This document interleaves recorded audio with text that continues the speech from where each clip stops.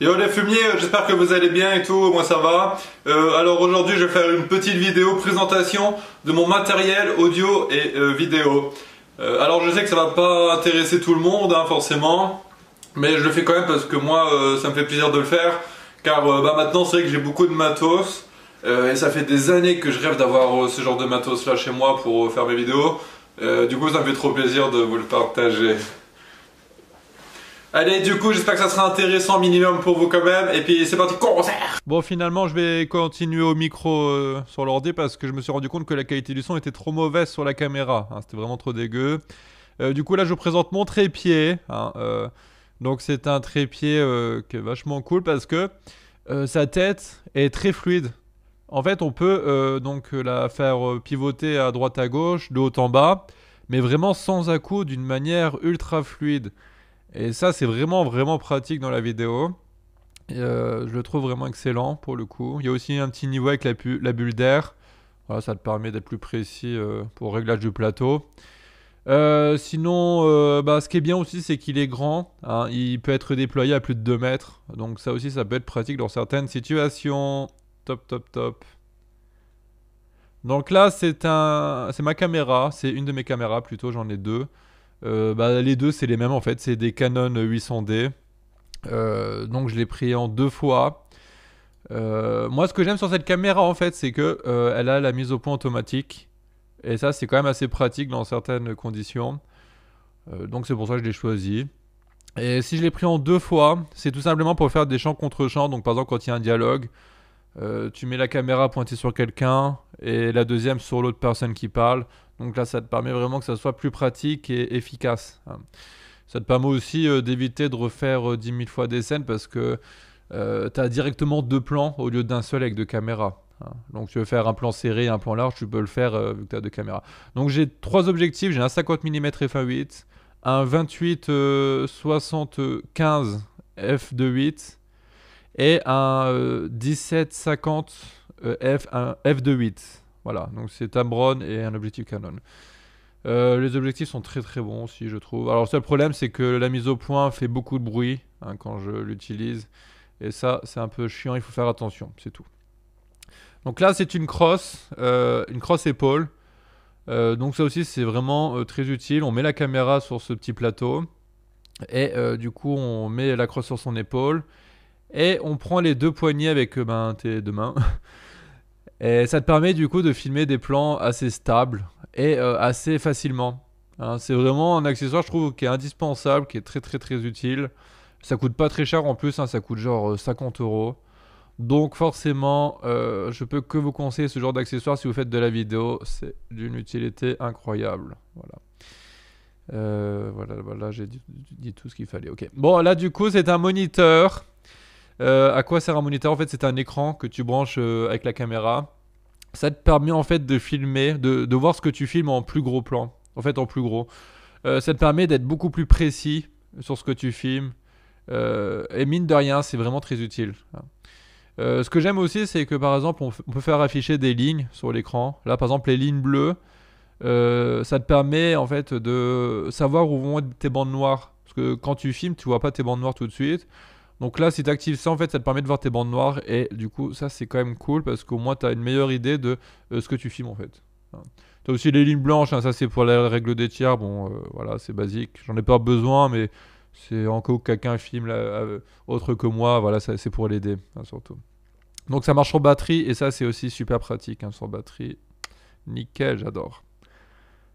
Sinon, là, j'avais enlevé le cache soleil. Hein. Et on peut, oui, l'équiper. Donc, j'ai acheté une petite rotule qu'on met sur la crosse. Hein. Et du coup, on met l'écran sur la crosse. Et voilà, là, c'est nickel de chez nickel. Hein. C'est formidable. Il n'y a rien d'autre à dire de plus là-dessus. J'adore. Trop cool. Donc, voilà, là, ça, c'est des simples talkie-walkie. Donc, j'en ai acheté 4. Je crois que j'ai payé ça genre 50 euros. Ça permet surtout, en fait, sur des tournages. Alors là, l'exemple qui me vient en tête en premier, c'est un tournage où il y aura des voitures. Hein, c'est une voiture par exemple qui doit se garer sur un plan, ça t'évite de gueuler, de dire oh vas-y tu peux y aller. Là tu prends ton talkie-walkie, bim, bon allez vas-y tu peux y aller, il y va. Ça permet vraiment de communiquer quand même plus facilement. Alors vous allez peut-être dire ouais mais tu peux utiliser un téléphone. En fait, c'est quand même plus pratique qu'un téléphone parce que là, on peut appeler jusqu'à 3 personnes à la fois. Hein. Donc 4 talkie-walkie, je parle dedans, il y en a 3 qui vont m'entendre. Alors que le téléphone, tu peux pas trop le faire ça pour l'instant. Enfin, tu peux sûrement le faire, mais c'est un peu plus compliqué. Donc voilà, c'est très utile. Donc là, on a un rail de travelling, un slider hein, pour les intimes. Donc tu mets la caméra voilà, sur la rotule, comme ça. Et ça te permet de faire des mouvements de caméra assez fluides, de manière très classe. Hein, parce que je l'avais utilisé par exemple sur la scène du bowling. Hein, le plan qu'on voit quand il tire sa boule de bowling et qu'on voit que ça suit la boule de bowling. Bah, c'est avec ça que je l'ai fait ce plan-là. C'est vraiment... Ça rapporte quand même une dynamisme au plan et c'est cool. Je vous conseille aussi ça. Donc là, c'est mon micro. C'est un Rode NTG4 Plus. C'est un micro de très très bonne qualité. C'est un micro XLR, hein, forcément. Il y a une batterie à l'intérieur, donc pas besoin de pile pour ce micro. Franchement, il est top. C'est un micro canon. La qualité, pour moi, ouais, c'est même du professionnel. Hein, au niveau de la qualité, il n'y a rien à redire. Bon, il faut savoir l'utiliser, hein, bien sûr. Alors, le support, ce n'est pas vendu avec le micro, c'est un truc à part. Hein. C'est pour le système anti-vent, ça je vous verrai après. Hein, mais j'avais la flemme de l'enlever parce que c'est un peu relou à enlever et à remettre à chaque fois. Donc je le laisse tout le temps dessus, le micro. Hein. Voilà, voilà. J'ai tout dit sur le micro là. Oui, allez hop. Donc là, ça c'est le système anti-vent qui va donc sur le micro. Alors là, il y a une moumoute hein, qu'il faut enlever. Alors là, je vais l'installer. Donc ça marche avec fermeture. C'est assez facile à utiliser. Hein, c'est très très pratique, vous allez voir. Donc là, on dévisse. Hop, on le dévisse. Allez, vas-y. Allez, Jackie. Allez. Ça fait bizarre de parler à moi-même. Ah là là, je suis gauche. Hein. Non, mais en fait, parce que j'étais assez loin du truc, en fait, où je suis derrière la caméra, c'est pour ça que j'ai un peu galéré. Donc voilà, je l'équipe. Alors, on peut l'utiliser comme ça, ce système, sans la moumoute. Hein, c'est déjà, ça aide déjà, ça sert à ne pas entendre le vent dans le micro, parce que le vent, on l'entend dans le micro. Hein. S'il y a beaucoup de vent, c'est très désagréable, c'est très nuisible pour la qualité du son. Donc ça protège du vent. Et quand il y a vraiment beaucoup de vent, là, tu peux en plus utiliser cette moumoute. Et voilà, là normalement avec ça, le vent, tu lui dis fuck you. Hein. Alors par contre, je l'ai toujours pas essayé, hein, parce que je l'ai reçu pendant le confinement. Mais d'après les vidéos que j'ai vues, c'est vraiment très très efficace. Donc j'ai hâte de l'utiliser. Je pense que ça va faire des merveilles parce que j'ai souvent tourné en extérieur et le vent nous a souvent gâché nos séances de tournage. Hein. C'était vraiment infernal. Donc je pense que cet accessoire va être indispensable. En tout cas, ça coûte cher. Hein. J'ai payé pas loin de 200 euros ce truc-là. Hein. Ça coûte très cher, mais voilà, je prends la qualité, la qualité. Donc là, c'est ma perche micro. Hein. Donc j'équipe mon Rode dessus avec le système anti-vent. Alors cette perche, elle est vraiment excellente. Parce que quand tu la manipules, t'entends pas les bruits de manipulation de la perche dans le micro. Parce que j'avais une perche avant qui était plus petite, et quand tu manipulais la perche, tu entendais les bruits de manipulation dans le micro, c'était très désagréable. Alors avec cette perche, tu l'entends pas, et franchement c'est top, j'adore. Elle est beaucoup plus grande que celle que j'avais avant, elle fait un peu plus de 3 mètres je crois. Donc là vous voyez, hein, quand je manipule comme ça, on n'entend pas dans le micro normalement. Donc elle fait un peu plus de 3 mètres, je crois 3 mètres 10. Elle est très robuste, et le câble passe à l'intérieur de cette perche. Et j'adore parce qu'en fait, malgré que le câble passe à l'intérieur de cette perche, on n'entend pas le bruit de câble dans le micro. Et ça, c'est aussi excellent. Je suis hyper content de cette perche. Elle est très robuste. Voilà, donc que du bonheur. Ah oui, ici, il y a un point négatif, mais c'est pas vraiment de sa faute à la perche. C'est que forcément, vu que c'est de la qualité, que c'est plus robuste et tout, elle est plus lourde. Alors le preneur de son qui va la tenir toute la journée, il va sûrement avoir mal au bras à la fin de la journée. Mais bon, c'est un gage de qualité quand même, le poids. Voilà, donc là, ça c'est juste une simple batterie. Il n'y a pas grand chose à dire dessus, à part que j'en ai acheté 4. C'est des batteries qui sont de très grosse capacité. Et bah mine de rien, c'est quand même un truc que je voulais montrer parce que c'est très très pratique d'avoir des batteries de grosse qualité, de grosse quantité d'énergie, parce que voilà, ça te permet d'assurer des tournages sur toute une demi-journée et ça c'est cool. Donc là, je vous montre, donc c'est un panneau LED, hein, c'est un projecteur. Ça sert pour l'éclairage, hein, forcément. Donc là, ce qu'on voit en premier, c'est que ben, du coup, il y a des petits volets sur les côtés qui permettent d'aiguiller un peu ta lumière, hein, de la guider. Voilà, c'est un petit plus, hein. C'est pas non plus d'une importance capitale, ce genre de petits volets. Bon, c'était là, on le prend quand même. Donc ça marche sur batterie, hein, il y en a deux, les batteries que je vous ai montrées juste avant. Clairement, c'est l'un des gros avantages de ce truc-là, c'est que ça marche sur batterie. Il y a deux roulettes, ça permet de régler la puissance et la température des couleurs aussi. Voilà.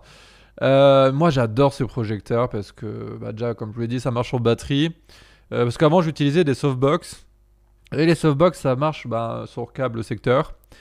Et c'était très compliqué de les utiliser parce que c'est des trucs assez gros, très fragiles. On pouvait pas non plus régler la puissance. Ah, donc très compliqué à utiliser. Donc là maintenant, c'est résolu ce problème-là grâce à ça. Et puis bon, c'est que les câbles secteur, ce qui était chiant, c'est que quand tu le branchais, bah, en tournage, souvent bah, t'es dans des endroits un peu exigus, bah, tu te prenais les pieds dans le câble secteur, hein. Donc ça faisait tomber la lampe, c'était la galère. Puis une softbox en plus c'est assez gros, le poids est pas très bien réparti, ça faisait que de tomber. Alors que là, non, voilà, tu peux pas te prendre les pieds dans le câble, il n'y a pas de câble, hein, c'est à batterie. Et du coup, c'est top, top, top. En plus, ça dure longtemps, hein, c'est des grosses batteries, donc je sais pas combien d'heures ça tient, mais ça tient, ouais, 5-6 heures au moins, je dirais, hein, ce truc-là. Donc nickel, nickel, nickel. Et puis il y a un petit diffuseur, un filtre diffuseur en plus. Voilà. Donc voilà, ça c'est la perche que j'utilisais avant, hein. Donc c'est que cette perche, bah, je l'ai longtemps utilisée, mais elle est pas très bien, hein, je vous le dis clairement parce que bon déjà elle est pas très longue, hein. Je sais pas combien elle fait en distance, mais elle est pas très longue. Le gros problème de cette perche en fait, c'est que quand tu la manipules, tu entends le bruit dans le micro. Et ça c'était très relou, très très compliqué de tourner avec ça. Donc je vous la conseille pas forcément cette perche, hein. Je vous la conseille vraiment pas en fait. Ça c'est un dead cat. Alors le dead cat ça sert à normalement protéger du vent pour pas qu'on entende le vent dans le micro. Alors moi je vous le cache pas que je l'ai utilisé quelques fois et franchement c'est pas très efficace. Je n'ai pas trouvé ça très efficace, je l'utilise presque pas. Je, je vous conseille directement d'investir dans le système anti-vent que je vous ai montré juste avant. Euh, alors ça peut être efficace vraiment s'il y a un très très léger vent. Et encore vraiment, tu sais, c'est une légère brise quoi.